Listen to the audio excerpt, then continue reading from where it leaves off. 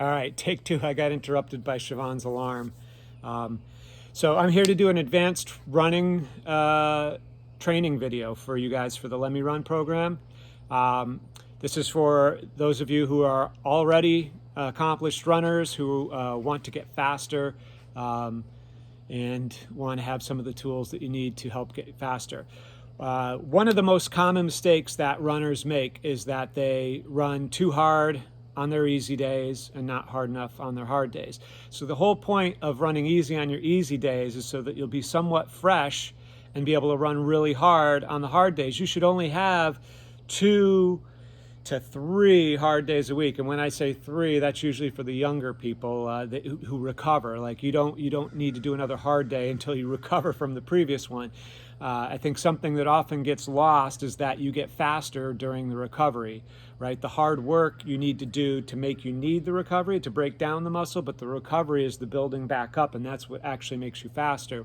So if you're not recovering from a hard effort, then you're not really getting the benefit. So for me, I found as I aged, I went from doing 3 hard efforts a week to 2 hard efforts a week, and that's really, I honestly now I'm doing 1 a week, but that's more laziness than anything else. So, 2 to 3 hard efforts a week, and the rest should be easy running. And the easy running, you want to kind of increase the volume of that you're doing.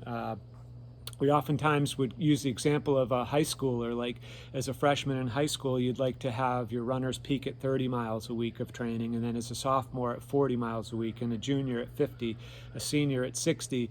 And then as they move on to college, they go to 70, 80, 90, and 100. So by the time they're a senior in college, they're peaking at 100 miles a week of running.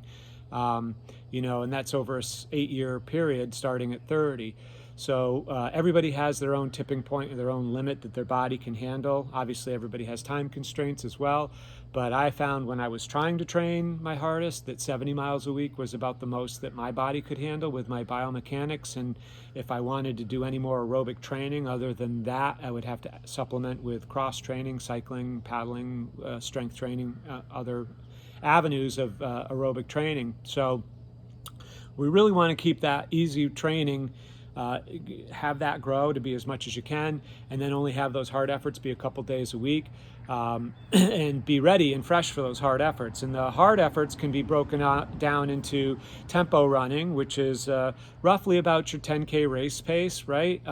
It shouldn't feel as hard as running a 10K because you want to save those hardest efforts for race day, but by definition, it's the pace that you could hold in an hour race.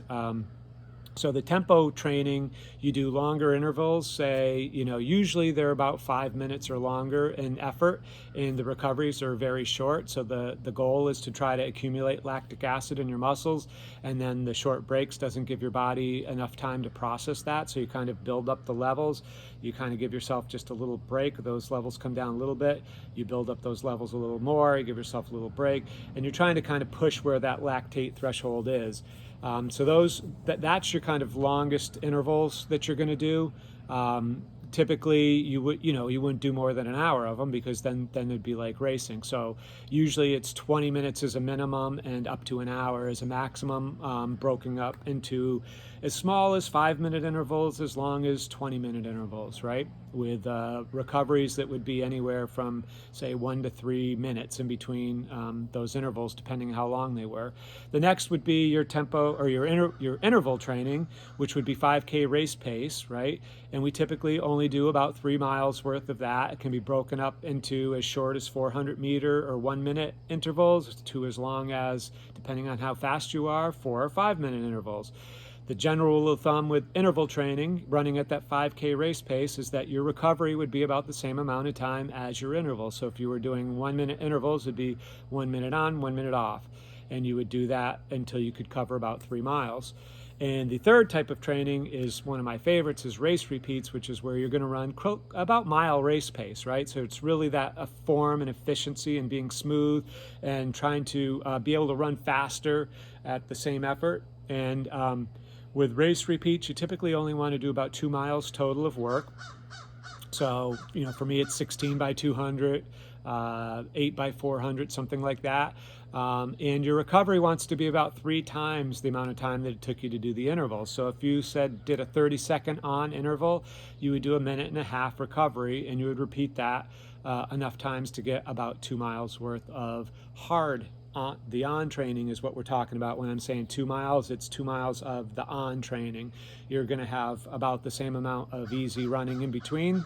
But those different types of paces work different energy systems in the body, and you need to do a mix of all of them depending on what races you're training for, and what part of your cycle that you're in.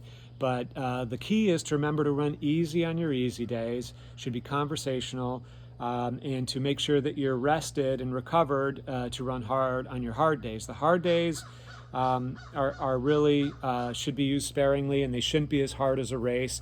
And the bulk of what you should be doing are that just getting that aerobic base to be bigger and bigger. I'll leave you with this one last tip that the rising tide raises all ships. The rising tide for runners is the easy run. When that easy run pace starts to get faster without you running harder, that's when you know that everything that you're doing is going to start to get faster. So if you normally go out and run like an 8-minute mile as your easy run pace, and it feels like a certain effort, and then all of a sudden you find that you're doing the same 5-mile loop that used to take you 40 minutes and it's taken you 39 minutes, and you're really not pushing it, you're not trying any harder, that's kind of when you know that your training's going right and that you're going to start to see improvements in your race times. Hopefully this is helpful. If you've got any questions, you know how to get in touch with us. Email us, info@berkshirerunningscenter.com, and we will do some follow-ups with answering any questions. Have a great day.